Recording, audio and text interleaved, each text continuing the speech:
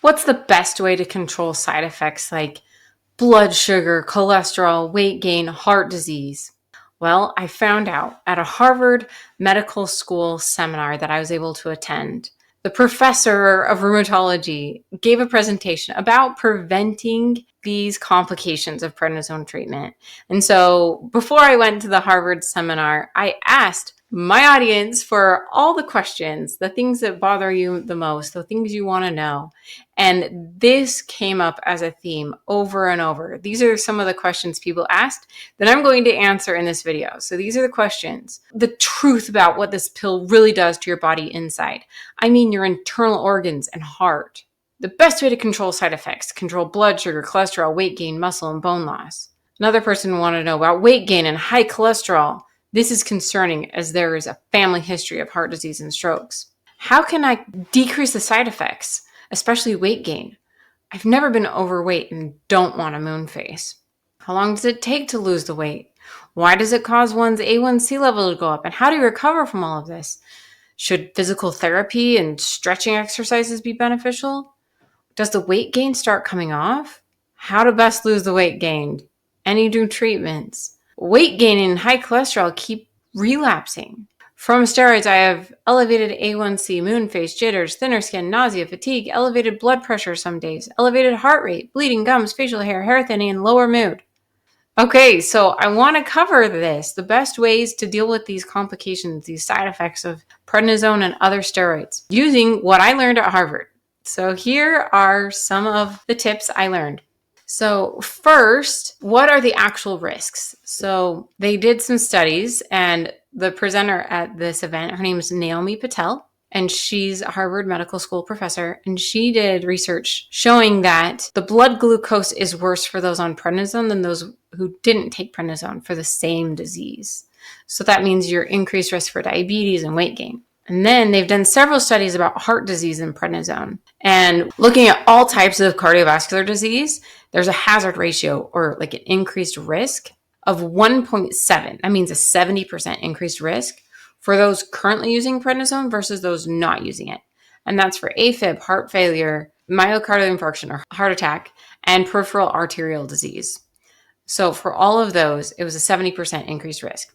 If a person's only taking less than 5 milligrams of prednisone a day, it still has a hazard ratio of 1.5. That means 50% increased risk for heart disease. If you're taking 25 milligrams a day and above, your increased risk is 2.8 or 280% increase. And then if you've taken a lot of prednisone, so nearly 960 milligrams over time, just the cumulative amount, it increases your risk by 1.2, so 20% increased risk. And then if you've taken 7.3 grams in your lifetime, you have a 1.5 hazard ratio or 50% increased risk of heart disease. So that's just generally people on prednisone.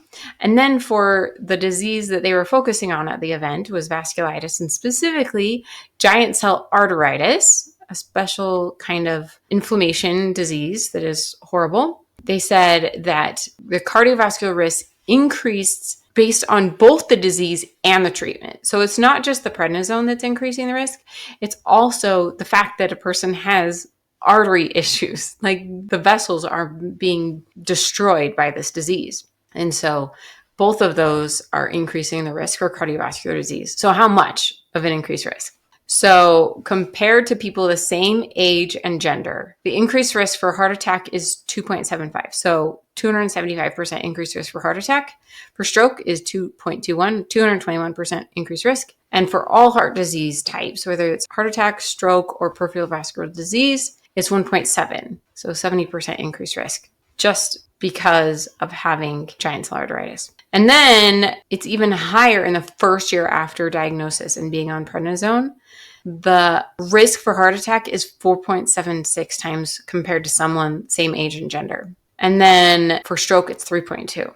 And then in that very first month after diagnosis, the combined heart disease of cardiovascular disease of myocardial infarction, stroke, and peripheral vascular disease is 4.92. So almost a 5 times greater risk in that first month.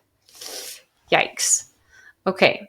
So what can we do about this heart disease, the issues with blood glucose, what can we possibly do to prevent it or treat it? So as far as prevention goes, there's a pretty cool calculator you can find online and type in what's true about you. So it's called the ASCVD risk calculator. And so it'll ask you what gender you are. It'll ask you how old you are, what your family history is, what medications you're on, and things like that. And if you know your lab markers, it's even more accurate. Like if you know how bad your LDL and other cholesterol markers are, what your current blood pressure is, then it can help calculate your risk score.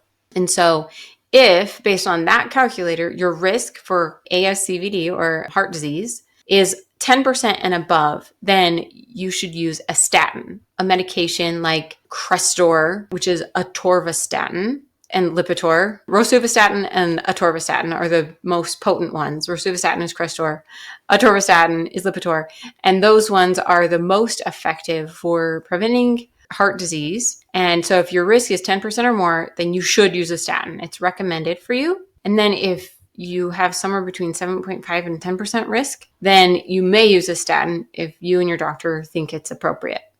And that's to prevent complications. Then if you have high blood pressure, then you should definitely get that checked. Check it before and while after taking prednisone for a while. Keep your heart disease risk lower by keeping your blood pressure at a safe amount. And sometimes that means adding one medication or two, and sometimes even 3 to get it to a safe level. So definitely work with your doctor to check that. So that talks about cholesterol and high blood pressure. Now let's talk about weight gain, or like the metabolic complications. Prednisone is changing the way you metabolize sugar, the way you use insulin, the way your body uses hunger hormones like leptin and ghrelin. And all of these metabolic changes can lead to complications such as higher blood sugar, diabetes, and weight gain, and fat redistribution with moon face and belly weight gain, and even possibly a buffalo hump. And so what can you do about that? So first, let's talk about some statistics that she shared in her presentation. I have some opposing ones that I've shared in other presentations of mine, other videos I've made, but these are those statistics she shared. She says that weight gain is complex with prednisone, and it's not ubiquitous. It means not everybody gets prednisone weight gain. 45% of people who take prednisone long-term or are chronically exposed to glucocorticoids do not gain weight. That's great for the 45% of you. But for the 55% of people like me who, when they take prednisone long-term, gain weight, it's not good news. Other statistics I've seen say 70% of people gain weight. I think it's just who they're testing. Anyway, all of those who gain weight, more than 10% of their usual weight happens in about 10% of people. So 10% of people gain a lot of weight. The other 90% gain some weight, but not a lot. And then what are the risk factors? Like, who are the most likely people who take prednisone to gain weight?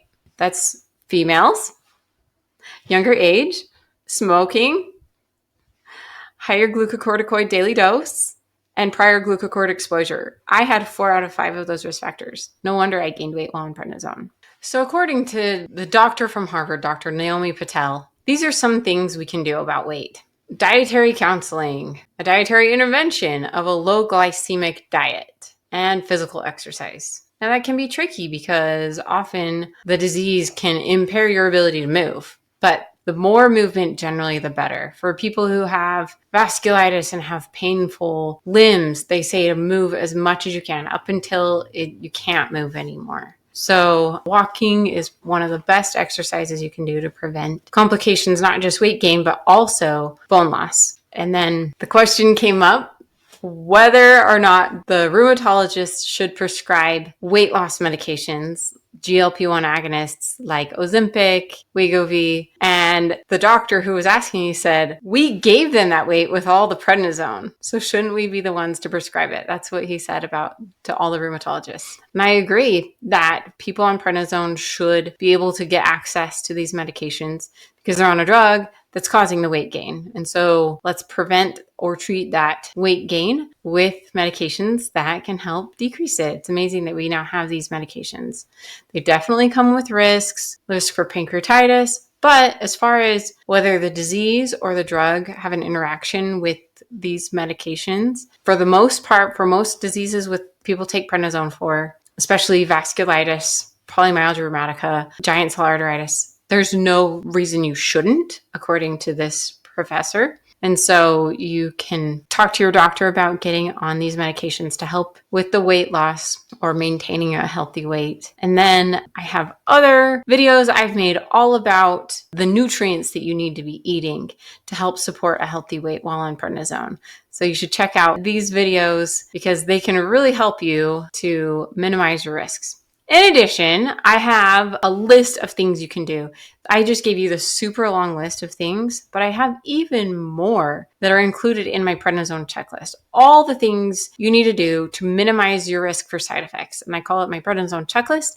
And you can click the link below to download it now for free to get the information you need to minimize the complications to your heart, to your bones, to your weight, to your eyes, and on, up to 150 side effects that prednisone causes. These are the things that you can actually do to minimize your risk for complications. Just click the link below to download your prednisone checklist now. Signing off as Dr. Megan, your prednisone pharmacist.